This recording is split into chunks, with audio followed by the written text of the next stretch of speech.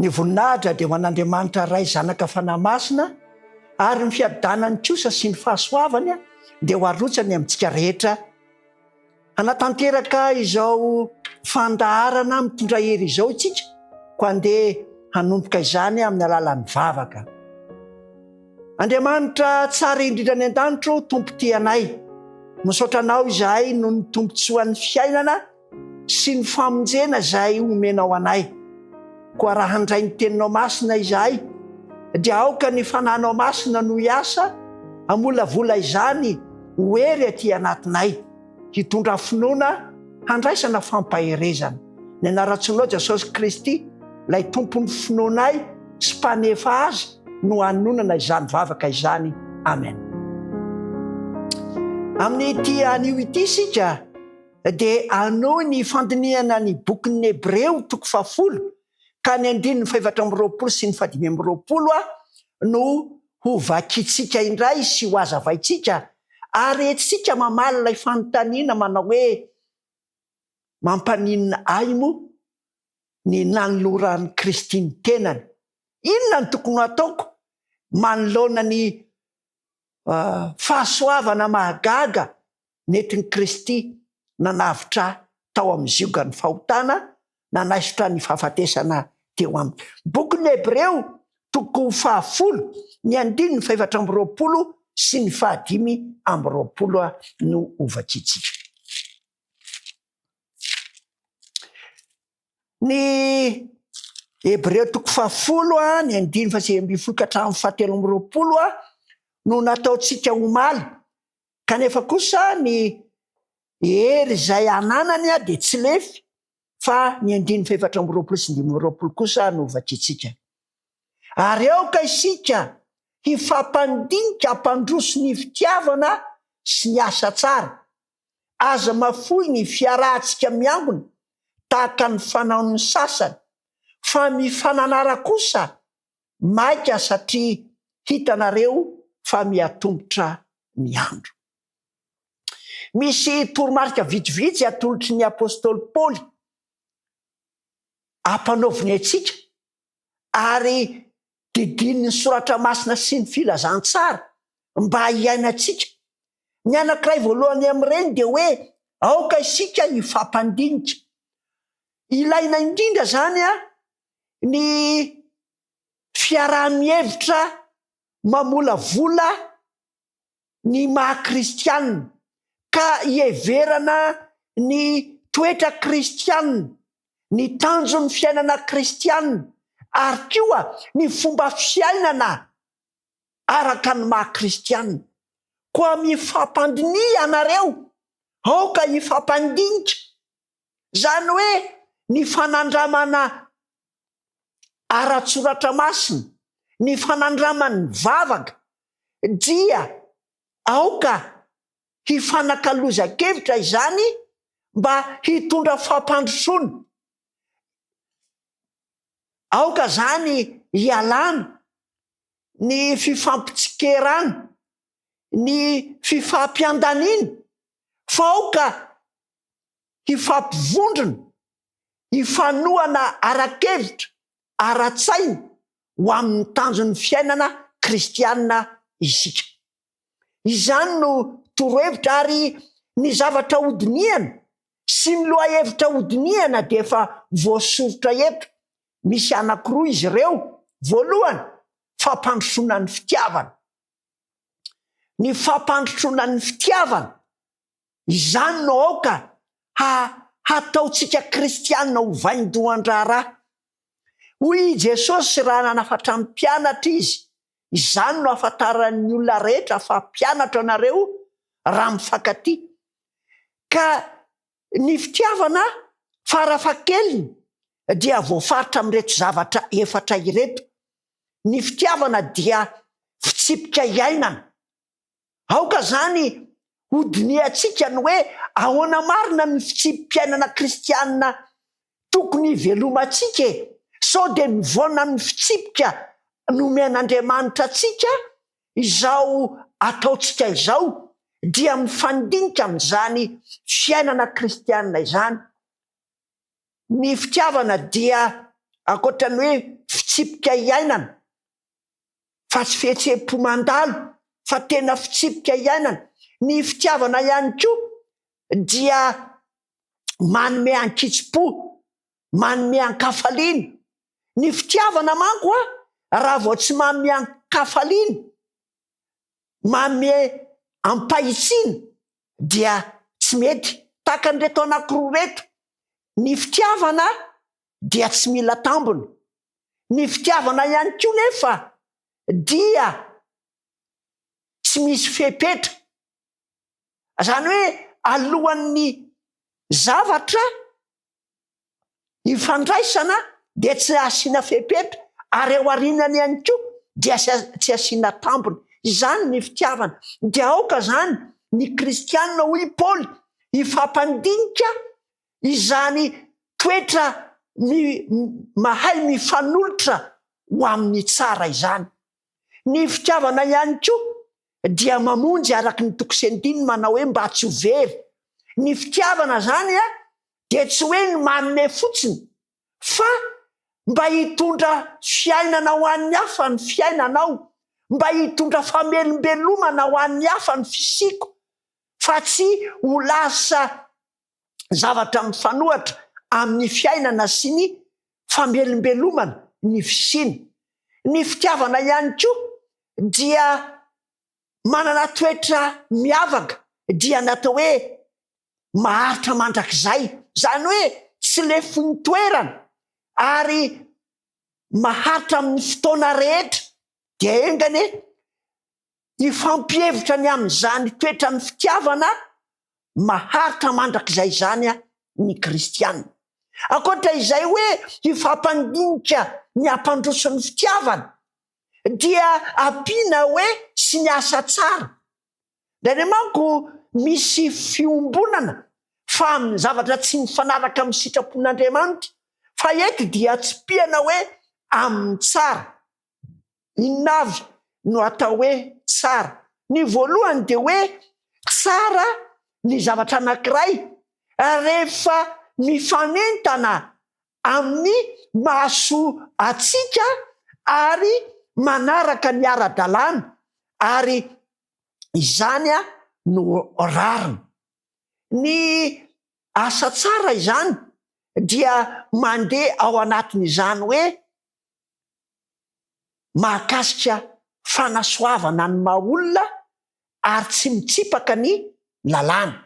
Ny atao hoe tsara ihany koa dia hoe mifanentana sy mifandraika amin'ny tanjona ve ny asa, sao tsy mifanaraka amin'ilay tanjona, ary mifanaraka amin'ny hery zay napetraka tao amin'ilay asa ve, ary moa matsinjo vokatra tsara ve. Izao fifampandiniana ataon'ny mpianakavy ny finoana izao, ampandroso ny fitiavana sy ny asa tsara. Koa ivelomantsika kristianina, ivelomantsika ny fitiavana sy ny asa tsara. Ny apôstôly Jaona moa dia miteny any amin'ny any amin'ny epistiliny Jaona hoe anaka, aoka tsika tsy ho tia amin'ny lela sy amin'ny fitenitsika fotsiny, fa aoka isika ho tia amin'ny asa ary amin'ny marina. Ny manaraka eo amin'ny 5:20, vokatry ny firaisana ao amin'ny Kristy, araka ny teny eo amin'ny Korintianina 1:12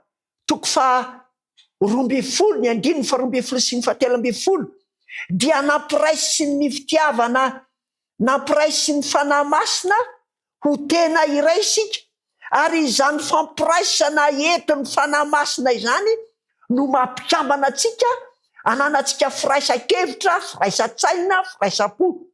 Ary dia zao no ambara ao amin'ny bokin'ny Korintianina 1:12 fa tahaka ny tena iray ihany, anefa maro ny momba ny tena, ary ireo rehetra momba ny tena ireo na dia maro aza dia tena iray ihany, dia tahaka izany koa Kristy.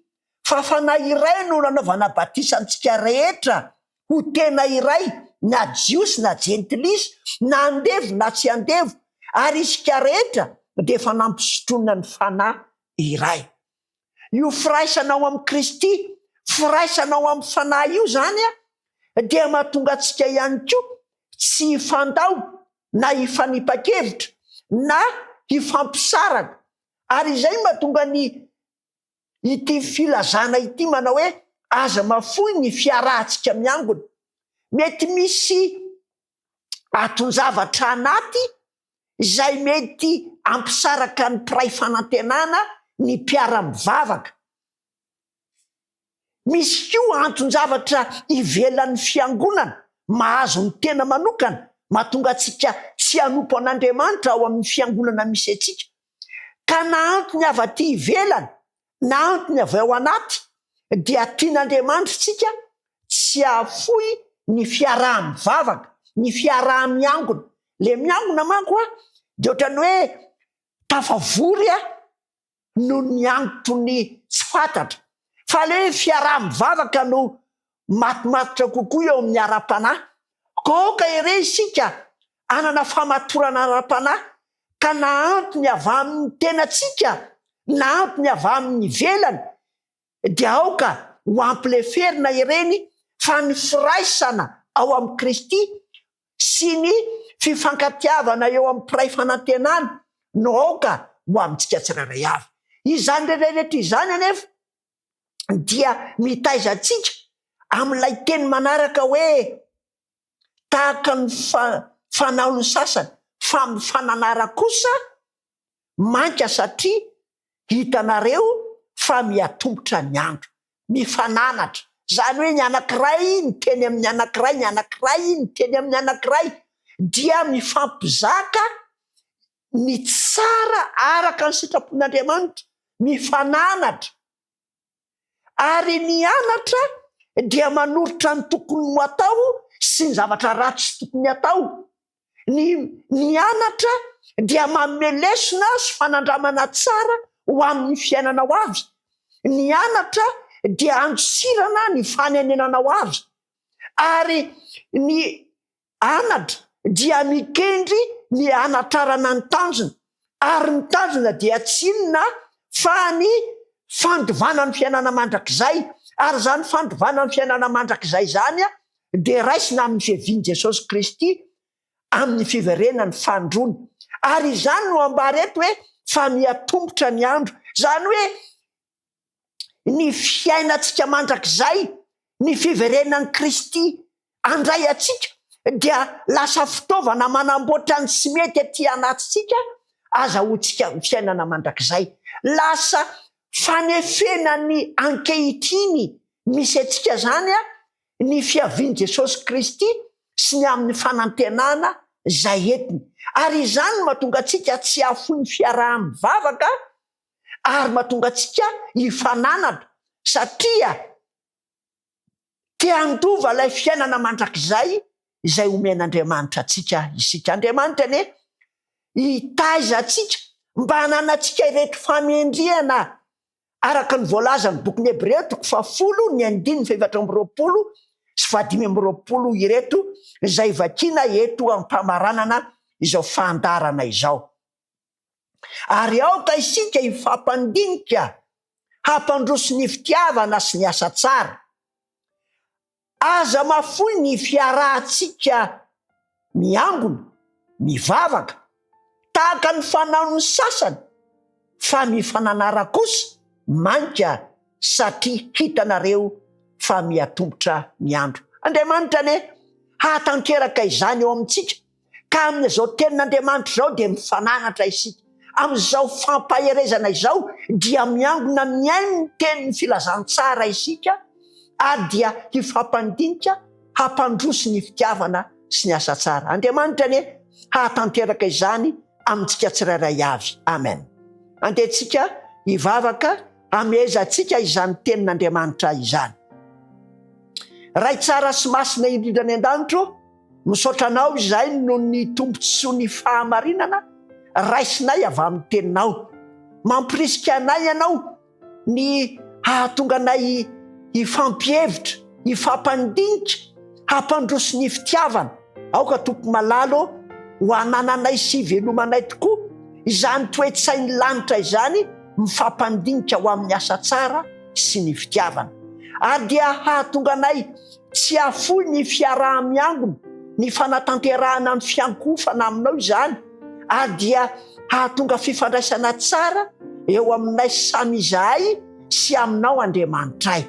Aoka tompo tsara indrindra ny an-danitro ho fantatray fa ho avy tsy ho ela ianao hamindra ny olom-bovonjy ho any amin'ny fiainana mandrakizay. Ary izany fanantenana izany dia manefy ny fiainanay mba hifanaraka amin'ny sitraponao.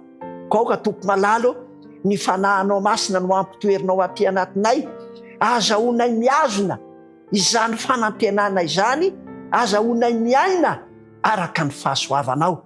Dia nivavaka Jesosy io dia tononona sy angatana amin'ny anaratsoanao rery ihany. Amen.